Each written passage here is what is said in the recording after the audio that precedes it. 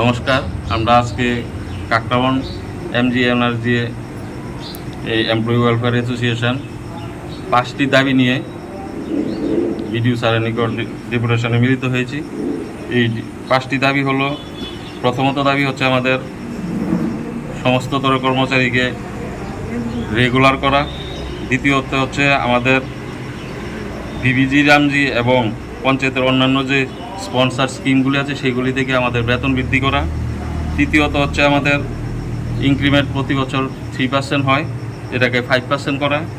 চতুর্থত হচ্ছে আমাদের অবসরকালীন যে চাকুরির যে অবসরকালীন সময় সেটা 60 বছর থেকে বৃদ্ধি করে 65 বছর করা। পঞ্চমত, রাজ্য সরকার বিভিন্ন সময় ডিএ এবং অন্যান্য যে সুযোগ সুবিধাগুলি প্রদান করেন অন্যান্য রেগুলার কর্মচারীদের, ঠিক তাদের নেই আমাদেরকেও সেই সুযোগ সুবিধাগুলি দেওয়া। এই মূলত আমরা 5টি দাবি নিয়ে আজকে আমরা ডেপুটেশনে মিলিত। এই ডেপুটেশনটা কি প্রথম দিয়েছেন, না এর আগেও অন্য কোনো স্থানে ডেপুটেশনটা দেওয়া হয়েছিল? এই ডেপুটেশন আমরা আরও আগেও দিয়েছি। গত বছরও প্রায় জুন জুলাই মাসে, মে জুন মাসের দিকে আমরা প্রত্যেকটা ব্লক স্তরে এবং ডিস্ট্রিক্ট স্তরে ডেপুটেশনে মিলিত হয়েছিলাম। এই বছর আমরা সেই